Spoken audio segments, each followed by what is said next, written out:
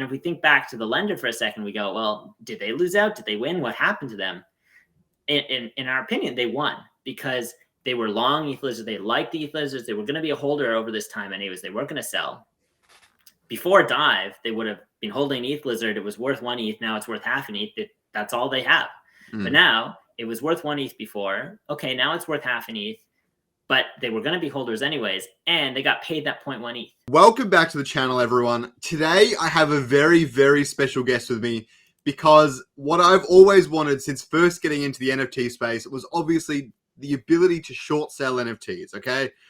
Everyone wants that because NFTs go down 99% of the time. So the fact that you can't trade them down 99% of the time is such a shame. So today we have with us Alti from DYVE. I believe he's the founder. Correct me if I'm wrong. But yeah. So we've got DYVE on today. And I know a few others have started to do their own AMAs with DYVE and things like that. But I want to delve deep in my own way and get to know DYVE a little bit better because it's such an interesting project. And I like how they haven't overcomplicated things, which is something a lot of people do in this space. And I'm really excited to hear more about it. So welcome onto the channel, man. Thanks so much. I'm excited to be talking to you and your audience. I love the videos you put out, and I know you're so focused on Illuvium, and we've got a tie into them too. So I'm excited to talk to you. Yeah. So let's get it started with a bit about yourself and an introduction to yourself into crypto. Like, how did you come to be where you are right now? Yeah. So anyways, as you said, I go by Alti. It's actually from Ultimate Frisbee. I played a lot of Ultimate Frisbee in my time, so that moved over to crypto. And my background was actually over a decade in traditional finance, spending time at a bank in risk management, understanding all aspects of capital markets. So things like trading and market risk, credit risk, liquidity risk, all things finance. And then 2021 came around, and a friend of mine did an intro to Bitcoin, intro to Ethereum 101, and I was hooked. I just love the idea of really being in charge of your own money and finances, and not just having to rely on a third party. So that took me down the rabbit hole of diving into crypto, all things both crypto and then as well, of course, the next step into NFTs, and finding different communities where we talk to people about NFTs, looking at projects of what projects do you like? How do you do research on a team? What are green flags? What are red flags? And for every 10 projects that you do, I think for us, we'd see 9 projects that were just garbage and 1 project that was good that we could then invest in. But you've spent all this time researching and looking at things, and you go, well, if this project's overpriced, I just can't do anything right now. And it got me thinking of, well, what if I could do something about it? How could I possibly, if I've done this research and I think something's overpriced, somebody else is a holder, someone else is bullish, but I'm not. How could I take advantage of that or make a bet about that? And I think even before we get into everything DYVE, I should also start by saying, as our lawyer advised us, that none of what I'm going to say is financial advice. And I think it is prudent to be aware that, this is what we're looking to build is something that's a tool for people, a platform to be able to do more with their own NFTs. But, we're not telling you go buy or sell or long or short. Like that's always going to be at your user's discretion. So starting with that disclaimer, my background in TradFi then taking me to crypto, and then that all just sort of merged together. My love of NFTs, the communities that I'm a part of, and I said, hey, I want to do something with this. I want the ability to do this. I know people I'm talking to want the ability to short NFTs and earn money from the NFTs they have, and that all came together to build DYVE. So throw us the elevator pitch for DYVE. I've got a lot of deeper questions coming up, but let's get the basic overview for those in the audience that might not have heard about DYVE yet.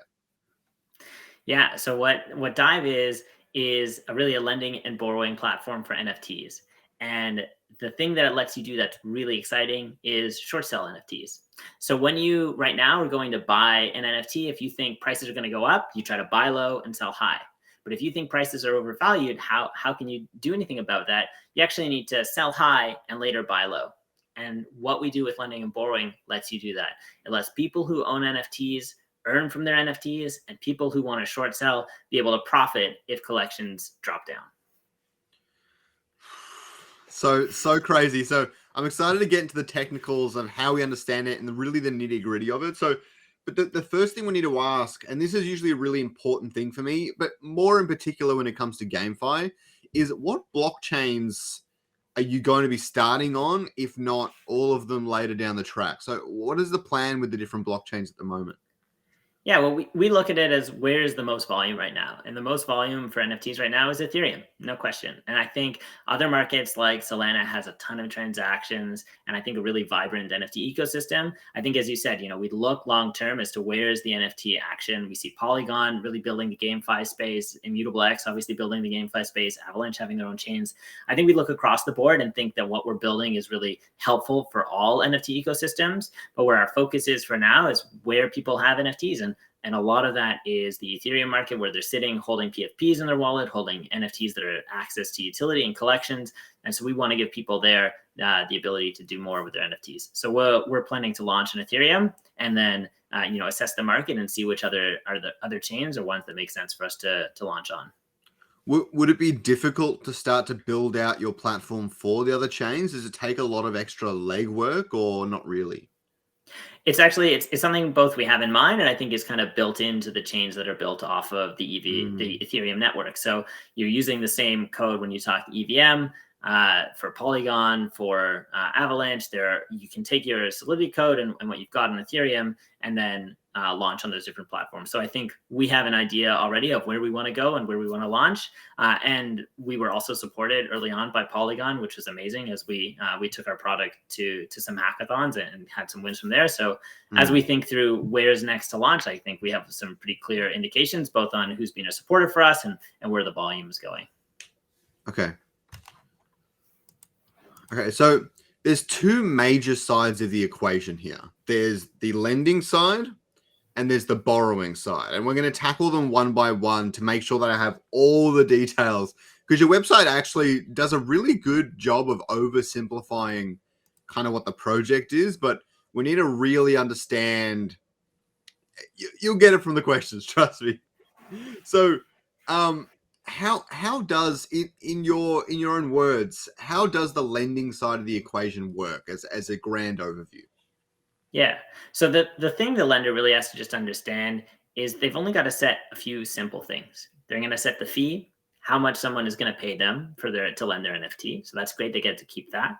The collateral, which is if the borrower never comes back, how much am I okay with keeping in my wallet?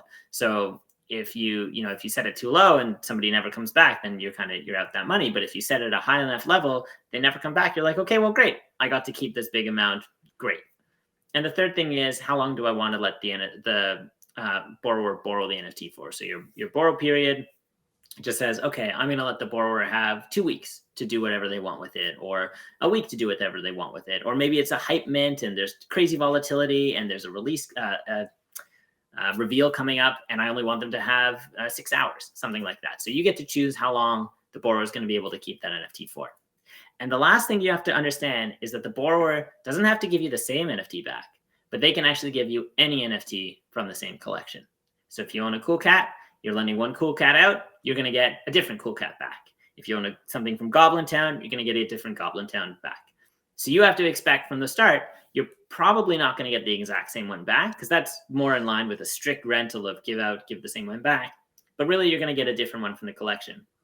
So while you're setting the fee, you think, okay, do I have a floor NFT? Great. I'm probably going to get a floor NFT back. So I'll still be charging them an amount that I get to keep. And for collateral, I'm still setting it above the floor because I don't want to sell it today. I'm still long-term bullish on this collection. So I'll set it at 1.5 times the floor or 2 times the floor. So if they do never come back to me, I still get to keep way more than I could sell it for today.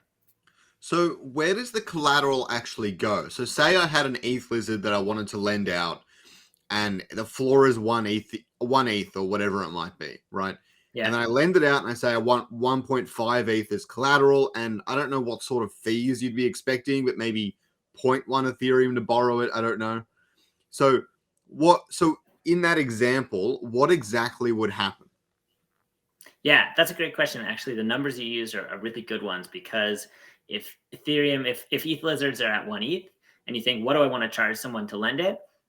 We're hearing from users somewhere in the range of 5% to 25% of the floor price of the collection. So 0.1 ETH you charge out, you get that straight away as soon as someone's borrowed it. Yep. That's right on the money in my books. The collateral, it's as you said, it's like, well, I don't want to sell it at 1 ETH. If it moons, maybe it doubled in the next 2 weeks, I'd maybe sell it at 2 ETH. So instead of having to like list it and wait, I'll get 0.1 ETH and I'll set the collateral at 2 ETH. So if no one ever comes back, whoever borrows it, they don't come back with my NFT, I get to keep that 2 ETH. But if they do come back, then I get a different ETH lizard and they get their collateral back. So what happens is, it's great. If they return it to me, I'm still bullish on ETH lizards. I'm still happy. I not only started with an ETH lizard, I end with an ETH lizard, and I got to keep that fee. I got that 0.1 ETH sitting in my wallet, and I can do it again. I can put the ETH lizard back up and get paid again. So the 2 Ethereum or the collateral or whatever would get locked up in your smart contract. So that makes perfect sense. Yeah. What are you talking about, the borrower not coming back? Do they have to manually return the thing they borrowed, or is it not just locked up in the contract and then it just does it automatically or anything like that? Great. So let's switch over to the borrower side and just think, what does their process look like? What am I doing when I borrow it? How do I short sell? Because that's the big question of how do I short sell? So we just talked about for the lender, they set their fee, they set their collateral, they set the duration. All right, those 3 things. And they know they're going to get back a different one, likely a different one from the collection. The borrower comes in, they look at the market, they say, okay, I see these listings. Oh, I see an ETH lizard. I think 1 ETH is overpriced for ETH lizards. I think probably it's 0.5 ETH. Not my ETH lizard. I own an ETH lizard. So I think, to the moon kind of thing. But the borrower comes in and says they think it's overpriced. So what do? They borrow the ETH lizard. Okay, so they pay 0.1. That's gone. That's out of their wallet. Non-refundable. They post 2 ETH as collateral because they need to be incentivized to come back and return an ETH lizard. So that's great. They post their collateral. They go to OpenSea. They sell 1 ETH. I'm going to sell it today at 1 ETH. Great, because I think it's overpriced. So I'm selling it today. And if beforehand, when you could only buy and sell, like you can't sell something you don't own. But today, now you can borrow someone's and sell theirs. Okay, so that's the magic here, that you can sell it for 1 ETH. Mm-hmm. And then they wait and they say, great, I've got 2 weeks. I'm going to watch the price, see if it goes. And if they're right, if it was overpriced and the price goes down, now it's at 0.5 ETH. It hit the number that they were thinking of. They're like, great, I can buy one from the floor, return an ETH lizard to the person. So I buy that. I sold it at 1. I waited 2 weeks. In that time, I bought one cheaper at 0.5, return it to the lender, get my collateral back. So I get my 2 ETH back. And what I did then as a borrower is I've effectively short sold. I paid 0.1 ETH so I could borrow it. I sold it for 1, bought back at half. So I made that difference. And that 0.5 difference, all I've lost is the fee that I paid to do it. So I actually, as a short seller, made 0.4 ETH there. And if we think back to the lender for a second, we go, well, did they lose out? Did they win? What happened to them? In our opinion, they won because they were long ETH lizards. They liked the ETH lizards. They were going to be a holder over this time anyways. They weren't going to sell. Before DYVE, they would have been holding ETH lizard. It was worth 1 ETH. Now it's worth half an ETH. That's all they have. But now it was worth 1 ETH before. Okay, now it's worth half an ETH. But they were going to be holders anyways. And they got paid that 0.1 ETH. So they got more ETH in their wallet. They reduced their risk.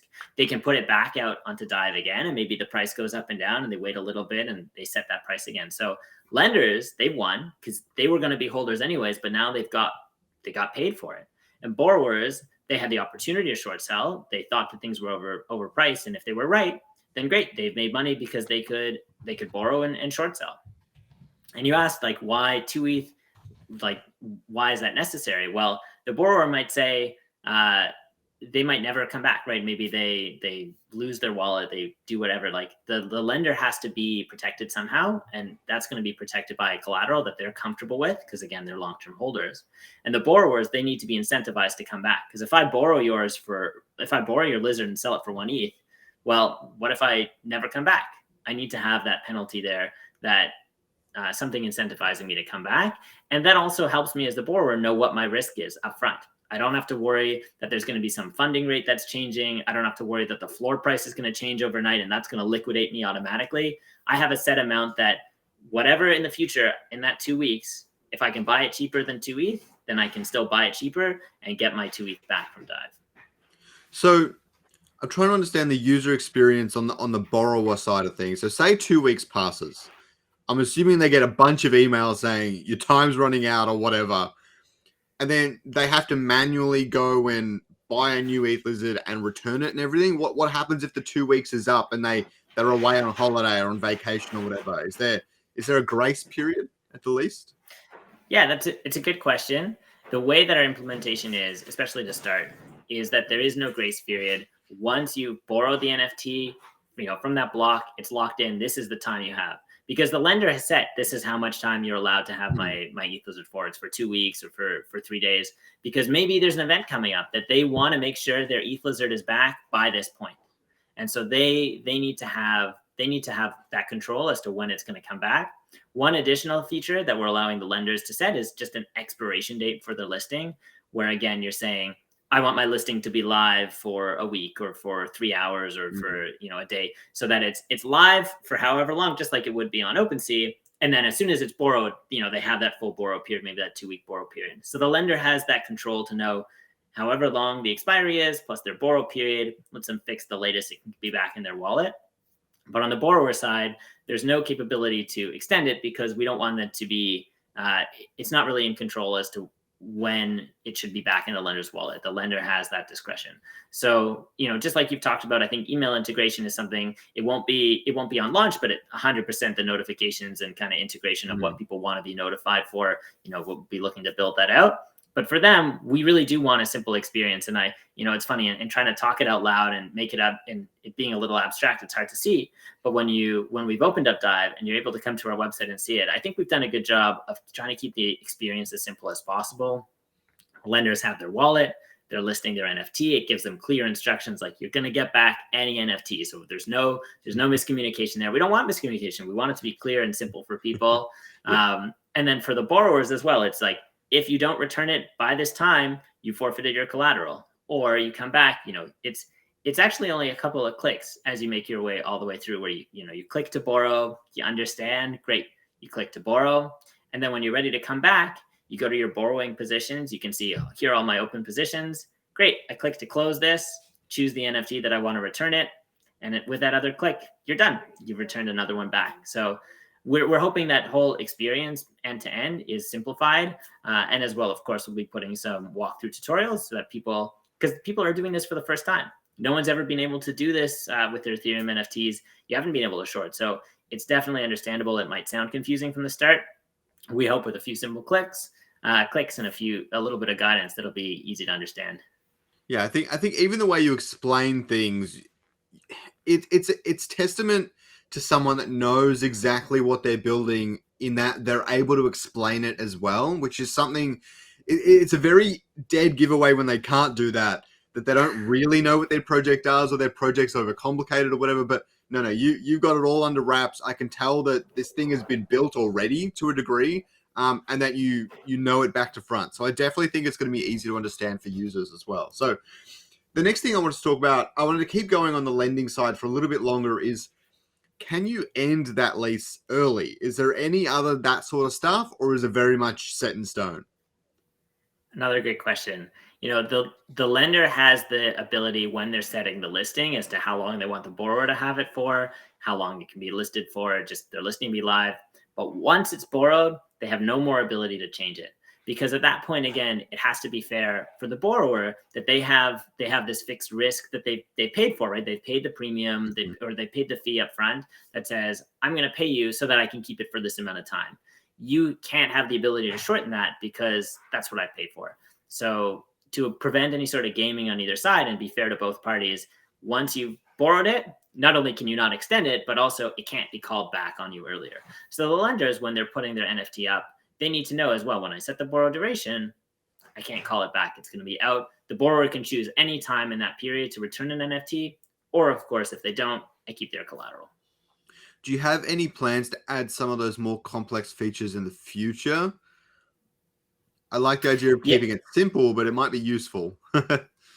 Yeah, no, that's a good question. I think it's always going to be a trade-off between what is prudent risk management for the lenders and the borrowers, and what kind of flexibility we want to add. So we've gone through a lot of iterations of thinking about, how do we want to set the fees that the borrowers paid? Is it on a per day? Is it all up front? And there's pros and cons to all of it. So I think we've definitely made deliberate choices. We're both going to be open to hearing from our community what they want, but also really always, especially from my background and in traditional finance with risk management, trying to make sure that the platform is as safe and secure as it can be, that people will understand the risk that they're trying to take, and that there aren't levers to manipulate that one way or another. Yeah, So I yeah. think as we look to features as well, it won't be as much on sort of extending or playing with kind of risks that there are, but Mm. rather how can we make the whole experience easier for both users, easier for the lender, easier for the borrower? How can we automate things, make it so that it's more set and forget, make it so it's easier to short sell just through even fewer clicks, not having to go externally, and trying to find ways to really add value that way to our users, but keep it within the same kind of risk framework that we've set up. Yeah, definitely. And I think I've already had this question answered based on all the other stuff you've already said, but royalties and marketplace fees, they don't really play into it, but in a sense, the borrower is taking on, they've got to add that into their risk management, right? You nailed it. We aren't the place for you to come and buy and sell NFTs. We are not a marketplace. Mm. You've got OpenSea, you've got Blur, you've got them fighting for their, the royalties, and figuring out what that business model is. That's great. That's not us. For us, it's helping you find people who want to, or a platform, people who want to borrow and lend, and short sale really can come on and find those NFTs available. But as the borrower, once you've borrowed it, you have to know, I still need to sell it. I still need to buy it back. And whatever royalties play into that transaction, like those are external websites. We don't adjust that. We don't even dictate where you can go and do that from. So, you have the NFT landscape to decide where you want to make those decisions. So that being said, where is your revenue bit coming from? Are you taking something off the top from the premium or something else, or? I mean, I love that you said it, and I didn't even have to say it. That's the model that we are thinking of at the moment. Yeah. I can tell you, I got off a call today where my team and I were still battling it out because we want it to be as fair for users as possible. We love the Web3 side. We love, the space, but this is a business. We need this platform to be sustainable so that we can continue to grow and build Yeah. the features that I'm excited to build for our users. So, from the start, I think we have some ideas in mind of what the fee is going to look like. And we want to reward early participation and figuring out how we can do that through maybe promotional rates to begin with. But again, this isn't something anyone's ever done before and ever paid for before. So finding that right amount. And I think it's funny, we can do it. We've talked about doing it. You do it off the collateral. People are going to set really big collaterals. Then it starts to be fees that start to grow. And is that fair? Is that not fair? We think that, we want to be fair to the users the best we can. So we're starting to look from whatever the fee the lender sets. I think the way that I feel comfortable with it is that we're looking to only get paid if you get paid. So if you're a lender and you make money because you've set 0.1 as a fee, great. It's free to list. You can put your NFT up, put as many NFTs up as you want, and it's free. And you're only going to get paid if someone borrows it. Then I think DYVE only gets paid if that's great. So you got paid. We'll take a cut of that, and then that would be a way that we think will be fair to both the lenders and DYVE. Yeah, I think that makes a lot of sense. Just putting it somewhere in the back, making it really easy to understand. But the only concern is things like Ethereum gas fees. Obviously they would harm the user and not really yourself. But does that get in the way of this to a degree? For example, if your premium is 0.01 Ethereum, then you're not making any money because the borrower is going to pay like $10 in gas fees or whatever. Like, is there? Yeah. How have you guys assessed that issue? Yeah, I think you make a good point that if the gas fees are big or royalties, like that starts to help you understand which collections people are going to be wanting to be listing and borrowing. If you list your collection as a lender that the floor price is 0.05, maybe that's a waste of time because you'd have to set the fee at something less than the floor price. Because really, depending on what the borrower can only make the difference between what they sell and what they buy back at. So if the floor price if they can only sell it for 0.1 ETH, then they can buy it back at the lowest of 0.01. Like that dictates exactly the most they can make. So that's where the collection that we think are going to be on here are ones that are trading in the half an ETH or 1 ETH, 2 ETH, like those kind of ranges, because then there's more flexibility for the borrower. And at that point, a gas fee of $10 at that point is far eclipsed by the amount that they stand, the opportunity they're looking to make. I guess I'm coming from my own perspective where I'm not like fully like loaded in Ethereum or whatever. And also the larger collections have much lower chance of going down to a degree. I mean, basically went down for a long time for a while there. when I'm coming from that perspective where the higher price collections are out of my price range, more because the collateral, if you're expecting things like 2 Ethereum collateral or whatever, I don't think I could ever trade an NFT with that. Is there considerations to enable the smaller collections a little bit easier?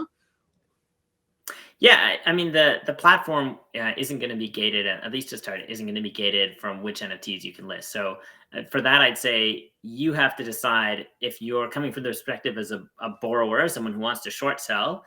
Understanding you got to sell it and you got to buy it back later, and there has to be enough of that difference for you to make money, and then whatever the marketplace fees or royalties or gas fees plays into that. So I think for the smaller collections, just by virtue of short selling, if something is really only 0.1 at a floor price, maybe the risk on that is too high if you want to short sell it. But as you start to go up to a half ETH or 1 ETH, then maybe the risk, your opportunity there is worth you taking the risk. And that's where as a trader, people who are using this platform, who are the borrowers, people who trade NFTs and are finding and doing research and saying, well, I'm willing to buy an NFT for half an ETH because I think it'll go up to 0.7, 0.8, 0.9, 1, whatever it is. Those are the same people that are saying, well, I think these are overpriced. And they're really taking opportunities to trade on what the volatility of the collection could be. So it's not like you're locking in 2 ETH forever versus it's funny right now you say, I don't have 2 ETH to necessarily like buy into a collection, but that's because our current mindset is you have to pay that and then it's locked for a long time because you can't do anything with that. It's just sitting in your wallet. But here we're talking about shorter periods of time. And, the nice part about it is, again, you have that fixed amount of risk. You're going to get that collateral back if you return another one from the collection. So it's not the same. It's not going to be the same trade-off as you think long-term of if I want to buy a 2 ETH NFT for today and then wait a year before I maybe sell it. Like that's a long time to have it locked up versus if I'm going to post 2 ETH collateral because I want to trade something that if I want to short something that's 1 ETH right now, it's a defined period of risk. It's a defined time. It's going to be a different decision for you as a trader. Yeah, definitely. I think there's so many facets to consider and things like that. And I like how there's no naked short selling. Like the NFT has to exist for you to be able to sell it. And I think that's going to make the landscape more interesting as a whole. So we'll move on more onto the borrower side of things. And I'd like to know a few questions that seem simple, but I'd like to get a bit deeper on them. And are you hard capped by the amount of NFTs you can borrow? For example, if I was a lender and I lent out 5 NFTs from the collection, can a borrower come in and grab all 5 of my NFTs? Can they do it in one transaction? Do they have to do them all individually? I guess they might all have separate fees, but is there a way to, I guess, batch borrow or batch sell, even if it's from different people? I mean, again, I love that you're thinking about that as like, what features can I use? Because it tells me as well, you're excited about the platform, as are we. And like those kind of things of batch borrowing, batch listing are things that are in our future. We're looking to raise money. We're looking to continue to develop the platform for exactly that reason. There is so much people want and will be able to do with this. To start, it's going to be a simpler experience that we've really tried to focus that end-to-end simplicity because that's key to get people to understand the power of what we're building and how they can use it and how they can capitalize on and make the most of the NFTs. That's where, simple, I'm going to list one, I'm going to be able to borrow one at a time. Those next steps of borrowing lots of them, first of all, absolutely, you could in 5 individual transactions, if you see 5 on the market, go ahead and borrow them all. You can like short sell them all, sell them all today and try back later. You're not capped as the number you can borrow or lend. And because as well, we are permissionless and there is the collateral that has to be posted. All you need to do as the borrower is have enough collateral. So the lenders don't mind if you do 5 because each individual lender is protected by the collateral that they've set. Yeah, definitely. So but you couldn't do them all in one transaction, right? At this point, no, you can't do them all in a transaction. I look forward to that, definitely. So the other thing I wanted to ask is the arbitrage opportunity, right? So you could get hit by bots, which isn't necessarily a bad thing. I don't think anyone's going to like suffer because of it or anything like that. But what if there's an arbitrage opportunity, for example, where you list this thing for people to borrow for, say, 1 day? and then in 12 hours, the price of the NFT actually drops like considerably. Would they be able to borrow this and then just sell buy instantly and then give it back to you and essentially make the difference pretty much straight away? Even so, like at the time of you listing, they couldn't sell it at the price of the time of you listing. They still have to sell it at the normal market price at the time they borrow it, right? Yeah, let me set it up for you, because I know what you're trying to get at, and I know the arbitrage you're talking about. I think if we think about markets today, if right now on OpenSea there's an offer, there's someone who will, which way is it with Blur? The offers are bigger now, right? So if on OpenSea you can, oh shoot, no, I'm just trying to remember between Blur and OpenSea right now what the arbitrage opportunities are. It's where one, you can like sell one for a higher offer, and I think that's what it is. From OpenSea, if you can buy something at 1 ETH, because on Blur there's an offer right now for 105, you can just go to OpenSea, buy at 1, and then arbitrage immediately sell it for 105. Like that is an arbitrage, right? That you can buy from someplace and sell somewhere else. So on DYVE, where the arbitrage could be is if you got ETH lizards, it's at 1 ETH right now. This is great. You go list it at 0.1 and you set your collateral at 1.5. You think 50%, it's not going to, maybe you lend it out for a week. You think 50% isn't going to bump in a week. And then you have someone come out and make a really bullish statement for ETH lizards, because I know they've got lots going on, bullish in their community, and they pump to 2 ETH. You're like, oh, this is great. But your listing had the collateral at 1.5. So if there's now a best offer on OpenSea for someone will buy it at 2 ETH.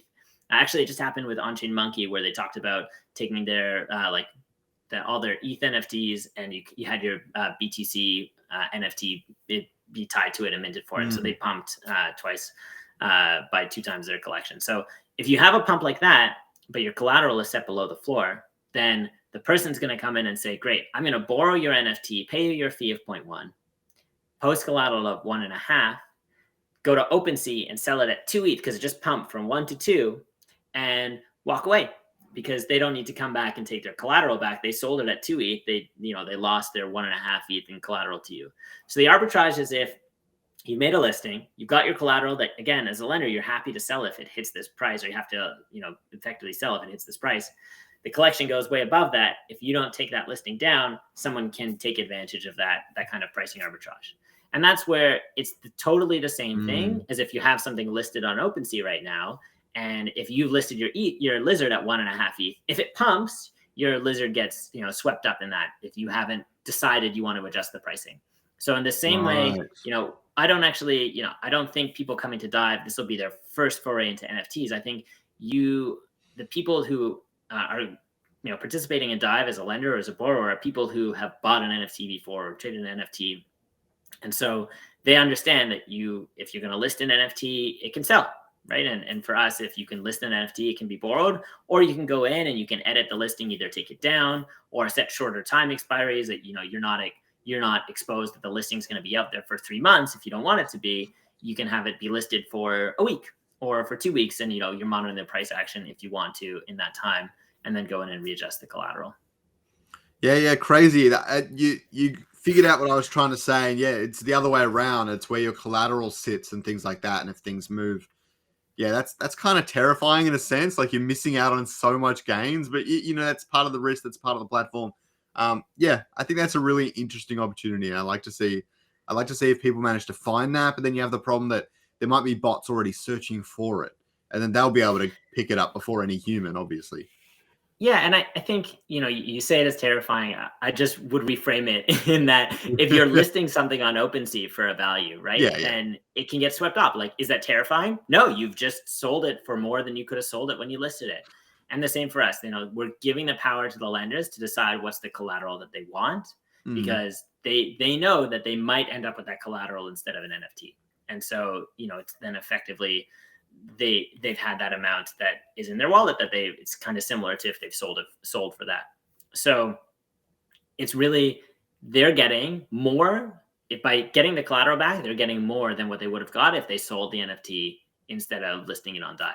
So they actually, upfront, not only are they getting their fee, but they get that collateral as well. So if today you wanted to sell the ETH lizard, but you're like, I don't really want to sell it at floor, I'd rather, if it pumps up, take some of that upside, You can list it on DYVE, get your fee, and if it pumps to that, great. And if not, you get your ETH lizard anyways. You're still bullish on them long term, and you can cycle it again. So we really create tons of new opportunities. You're talking about arbitrage. It's new opportunities for traders. It's new opportunities for people who are holding NFTs.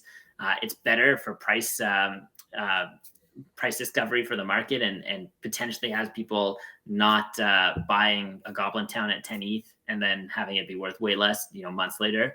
So there's a lot of opportunity here. And I think I'm excited for people to be playing around with that and finding those. Yeah. So I've got some more questions outside of the platform a little bit now, because I think we've covered it all and I understand how it all works now. And thank you so much for that. It makes a lot more sense. And I like how a lot of the risk is with the borrower or the lender. Now, I know that that's going to stress out a lot of people because they don't understand crypto or NFTs very well. But as you said, I think your target market fits this quite well, fits this niche well. So I expect it to be really interesting in the marketplaces. I'm going to talk about that in a little bit as well. So firstly, how do NFT projects get involved with your ecosystem? Or can anyone just do it from the get-go? If you own an NFT, from the get-go, when we're live, if you own an NFT, you can come on and you can list it. You can list it on DYVE to lend out. So there's no gating. We've talked about gating. We see a lot of platforms come where there is gating of you can only do it if you have a Bored Ape, or you can only do it if you have a Moonbird or a Goblin Town. We're limited. We have limited from some security features that we put in place that unfortunately upfront CryptoPunks and Moonbirds you won't be able to use. But beyond that, and which that's two collections, then you have the whole universe of NFTs on Ethereum that you're going to be able to trade. You'll be able to put those on. So we're excited for that. And I think as a community, you think, how can I partner? First of all, we talk to so many communities. We're in as a team, and we talk to a ton of communities, and they go, their first response, and we hear this all the time. The first response is, I don't want to be associated with short selling. Why do I want anyone to short sell my collection? And then we start talking to them about why, and we have often we get this aha moment of why it's so much better for them. So as a community to get involved, if you introduce your community to this, and you say you can list your on-chain monkey, you can list your ETH lizard on DYVE, what's the benefit? Well, for the community, they actually get 2 more sales that they would have never gotten. So that's 2 more potential royalties. That's because the borrower comes in and they think the collection's overpriced to begin with. Right now they can't do anything, but then with DYVE, you can borrow the NFT and sell it, right? So that's the first royalty transaction that's possible. And then later on, they have to buy it back if they want to return it and get their collateral. 2 transactions that wouldn't happen, more royalties. On top of that, the borrower can come in, they can borrow the ETH lizard and say, I actually want to check out ETH lizards before maybe I was wrong, or have a chance to try out their pass or try out their community. And so as a borrower, you don't even have to sell, because it's just like borrowing an NFT. So you can try out their community. You have exposure to new members who might be excited for it, and they're paying the fee, but they don't have to sell. They can just return the NFT back. For them, it was no risk to their collateral, because they're getting they're never selling. They always have the NFT to return. So it's potentially exposure to new members. And beyond that, the last thing is I own a bunch of them, or I don't want people to short sell and the price to go down. Because when you think of short selling, you think price going down. The reality is, again, the borrower isn't just selling. You do get some of that downward pressure off the sell to start. But if they want their collateral back, what do they have to do? They have to buy. So you have the downward pressure from the sell and the upward pressure from the buy. And those two things work against each other, so that the price, and where we're hoping in, is that we get people to have prices to what they are more market realistic over the long term, but in the immediate short term as well, that it's not like you just have down pressure only. That borrower has to be able to buy if they want to get their collateral back. I think the community, they get more royalties, they get more exposure to people, they have that balance pressure as well, and it actually becomes a healthy thing and a good thing for their prices, that they don't have to worry that it's just going to be FOMO up, and then they have to deliver value to all these people who have bought in at crazy high prices because things are about to crash again. Instead, you can have more gradual long-term building for upward momentum for floor prices and for prices of your collection. And along the way, you've actually gained more revenue through royalties. I think you're absolutely right. Obviously, this is not financial advice to anyone, but it's worth noting that that shorting and being able to sell something with a benefit on the other side is really important for financial markets. They've been using it for ages, and it's actually one of the bigger reasons that markets go up over time, because what you have is people are able to now liquidate shorts, which makes prices go higher. And I think GME or GameStop or whatever is probably a good example of this, where people could go against the short sellers and then create cascading liquidations that would make the price go even higher. And it's, as you said, it's all about the volume. Price going up is really just a lot of volume in the market. And you get that a lot faster when the price can also go down, because if the price goes up to, say, 1 Ethereum and no one wants to buy there, then you're pretty much screwed. It's going to stay there until it eventually comes down to like half an ETH, and then people want to buy again or whatever it is. But with short selling, or with this healthy balance in the market in both directions, now you have the ability for it to go up and for it to come down. That allows it to, do those Elliott waves and all the rest of it to make sure that it can go up over time. And that process will happen way, way faster with a system like this in place, especially more as it evolves and grows and becomes a bit more nuanced. It's currently maybe a little bit too basic to service everyone, but with more features, it definitely adds this whole element to the market that I think the markets sorely need, because I think that is the reason a lot of them can't take off, is because there's just no people there. But with things like these and features like these, now your one person is way more active in the market, which makes a big difference to the amount of movement and the distance it can go upwards for sure, as well as down, but not really. I think the other interesting thing I wanted to point out was I found a scenario where everyone loses, right? Or almost everyone loses. And what happens if an NFT is delisted? So say you borrow an NFT for an Ethereum, and then it goes essentially to zero. It's delisted, right? You can't really sell that. You can't really buy that back to give to them, even though it went to zero. So technically you should be making the maximum profit.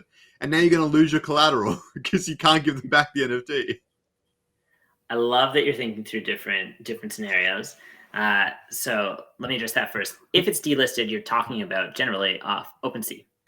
One of the amazing things about Web3 is there are so many open and permissionless and decentralized platforms that you could go and sell on different platforms. So when you're talking about delisting, definitely OpenSea has a ton of volume and they drive a lot of that.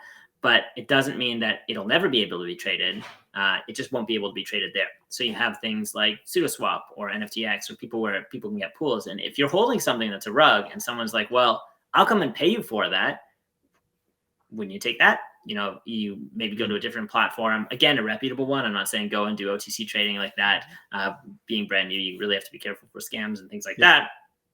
But there is still a market for it. It's just not on OpenSea. So I would say, as a lender, if you were bullish on something that delists, first of all, you were going to be holding it and you were going to be having something that would be delisted and not worth anything. So already up front, you got paid a fee for it, which is good because, again, you're reducing your market entry.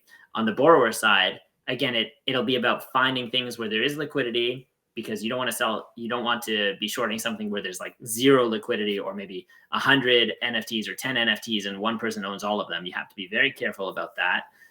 But if you're talking a 10,000 collection that has a lot of volume, is reputable, it becomes a very different decision point for you. And so I think if it's delisted and no one can trade it ever again, you got me there. You're totally right. But I think that, the great part about Web3 is that there will be avenues and will be places that people can go to buy and sell, because they are owners of those assets. And it'll be about the market, getting them to the right place and talking to the right places. I'd say as well, if you're lending something that is about to be delisted, and that means you bought something that was about to be delisted, in the same way that I said, people who are using DYVE or people who have bought NFTs before, you always want to do your own research. You always want to be, if you're going to be buying something, buying something that is from an established or a legitimate collection, and not something that is just a rug. Yeah, there's so many different. Should go without saying. There's so many different points to consider. I've owned quite a few collections that have been delisted at times. And I'd also love to get your really quick and honest opinion on the whole no royalties thing that OpenSea and Blur are fighting over or whatever is happening. I'm not 100% aware of kind of what's going on, but I know I believe in royalties as a creative myself. But I'm also believe in not changing the decision. If you created a collection with the full intention of it having royalties when you created that collection, that should stay forever. That is the promise and the deal you made with whoever it was, and that should never be changed. But if you're coming in after the no royalties thing and you're like, yeah, that's cool with me, then sure, do whatever you want. Yeah, it's a tough question. I don't think there's this super easy, clear right answer. Otherwise, I think everyone would go to that. I think some of the challenge of what you're saying, and I'll get to why I agree with you in a second, is that in the decentralized and open way, there are a lot of traders that can decide that they don't want to do that. They want to skirt around the rules. And we were seeing a lot of volume of traders who weren't paying royalties. Even when OpenSea was working, they were going to other places where it was more optional. And so that trading showed that there's an appetite for that. And so even though the creators want the royalties, the traders were saying, well, I don't care what you want because I can do it this way. And so I'm not going to pay royalties. I don't think that that's good for the whole ecosystem. I agree with you. I think it's sort of a contract between an unspoken contract, not a technical one, between the creator and the buyer, that if you're buying into my collection, I'm selling to people that I'm creating art or creating community, and we need the royalties. As that's part of our business plan long term. So this is a social contract to do it. Of course, social contracts, again, it's whether it's on chain and will people follow it or won't people follow it. So then you have things like OpenSea and Blur, who are kind of race to the bottom, and it's very complex between whether they're going to enforce it or how they're going to enforce it, or if you stay just with me, you get more loyalty scores. So don't even go to the competitor, even though they're doing something different. Like those are very difficult. And I think when you think from the creator side, and sorry, that's as well like the service fee. The creator side, I agree with you. I think it's the creators that generally should be deciding, do they want royalties on their collections?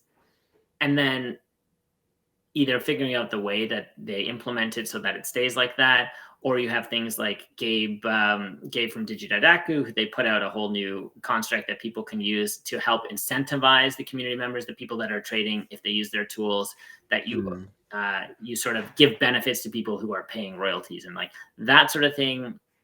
It's good, and I think there still is no solution yet that is established and will win. But I agree with you. I think if the creators create something and they think that there should be royalties there for the service they're providing, the community they're building, then there should be ways for them to ensure that that's honored by people trading it long term. Yeah. Hopefully, I think there's so many nuanced sides to this, but you've got to protect all parties. And I would argue that a 2 or a 3% royalty for the creator is far more impactful than a 2 or 3% royalty that you're losing on the buying and selling side for the user. But at the same time, a good user experience is really important. And maybe the marketplace fees have been just a tad too high in the past, and maybe they're trying to cover their tracks, if you ask me. Well, and it's tough. I mean, having to think through the situation, the scenario for DYVE, what we want to charge people, it's not black and white. But then you do look at OpenSea, they're the established giants, and they're charging the same thing regardless of if you're charging 0.1 ETH for your NFT or 150 ETH. And like, somewhere in between is a balance of a right answer or something that's more sustainable long term. And I think that's where it's we'll see where the communities take it as OpenSea and Blur and Magic Eden and magically, like as all of them continue to evolve as to what will be a standard, or will it just be different service models? Yeah, for sure. It's just one of those things, I suppose. So I only have a few really minor questions left over. And so the first one is, do you guys have much demand at the moment for NFT projects that are interested in using the platform? I think I saw that you guys had like a really interesting marketing lead and things like that. Have you spoken to many people about it and they're going to bring awareness to their communities, or you're just hoping people pick it up, or kind of what's the overall goal? Yeah, it has been a fascinating journey from us from the marketing standpoint. It's, as I mentioned, people who like collections, who are PFP collections, and talking to them everyone, of course, is protective of their brand, protective of their communities.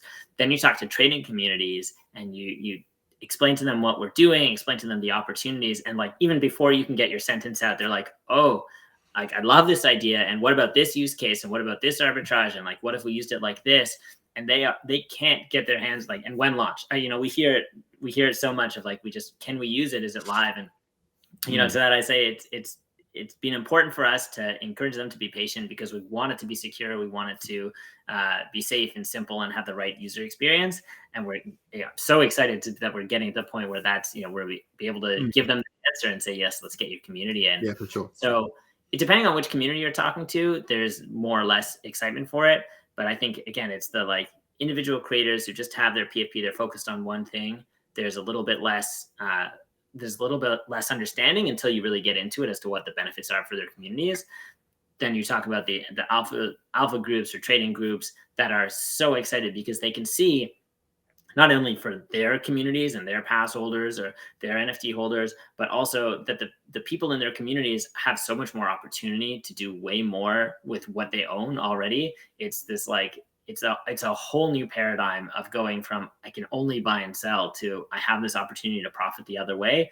This is exciting. Let's get our hands on it. So for some, it's been exciting that we can't get it to them fast enough, which is great because that's the same level of excitement that we have for it. We're really looking forward to it, and to that as well, I'd say we're excited about where we are today. We've got a great community that we've been building organically. I think different from other communities where you've seen like retweet tag 3 for a billion things and go to like they have 100,000 people because they're guaranteed this airdrop. Like we didn't want to do that because it's all fake. It's just like there's so many collections, you see that they just disappear overnight. There's no real community, there's no engagement. People are just like looking to do as quick a flip, versus the community we're building are people who are so excited to use the platform and do more with what they own. And like those are the right people to get in on the ground floor and support us to spread the word. So not only have we partnered with a few communities, but also we're still building organically and going back to communities who are really excited to get their users in first. Because I think long term as well, we understand and we want to be aligned with a Web3 ethos of community ownership, and our intention as well long term is to drop a token. And when we look at what does that model look like and who do you reward our early users. And so to doing that, we've got our OG. We've got our OG tag in our Discord for people that got in really early in the partnership. We've just announced in the last within the last week, our DYVE list of people who is that next tier of getting on to use the platform, being able to get in early and start. We're looking to reward long-term the people that are in early, testing it out, giving feedback, and also just using it in genuine volume. I think just like you see Blur incentivizing and having that kind of leaderboard and point-oriented aspect people that are using it, it's exactly where we want to be going long-term, because I think as much as we can encourage people to understand the platform and incentivize good user behavior is golden for us. So how can new people get involved and get testing it out and things like that? What should they be doing? Yeah, the best thing to do right now, hop to our Twitter. And we probably should have said from the start, I know we've been talking about DYVE, it's DYVE. You hear that. So hop to our Twitter, it's DYVE XYZ. That's our Twitter. Give us a follow. Our Discord has been private, so some of our partner communities have some ways in, but check out our Twitter, go to our website, see if you can grab an invite from there. We've got some codes that kind of rotate up through there. And keep an eye on getting into our Discord and getting onto the DYVE list so that you can test it out early. And I think really you're going to see in the next few weeks, not only are you going to have testing and feedback from that, but we're really hoping to get to that production launch as well and get users using their NFTs and starting to get in on that. In the next few weeks, you think you're going to go for full launch, are you? I'll defer back to our CMO. You can watch the page and get the details from that.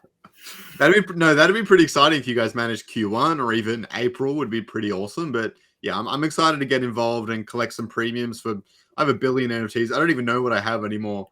And that's it. People, we hear all the time that, oh, I have my forever NFT from this collection that I never sell. I'm like, that's great. You keep that. Don't put that on DYVE because you don't want that. But then you've got 4 others because you're bullish on the collection. And you bought in, you were so excited. They sit there and do nothing. You can actually earn from those, which is such an exciting opportunity for people to be able to do something. Yeah, it's pretty wild. So yeah, no, some super exciting stuff. Is there anything you want to leave the audience with before we start to wrap this one up, or? Yeah, I think it's check us out on Twitter. Hop in our Discord if you can get a code. We're going to be expanding to a lot more communities in the coming weeks as we get testing rolling out. And whether you test it or not, keep an eye. I'm proud of how we keep our Discord, that it's not ping heavy. You don't get one every single day, like 50 pings for you to do something, because I'm in 200 Discords and my mind kind of explodes when I open it up and there's a million red arrows, so a million red notifications. So for us, hop in, get a roll, and just keep notifications on, because the ones that we're going to get are going to be valuable. Of, hey, you're going to be ready to test, giving us wallets, and just dive in. That's really it. That's what I want to leave you with. Just dive in. That's absolutely the title, by the way. We all knew it was coming.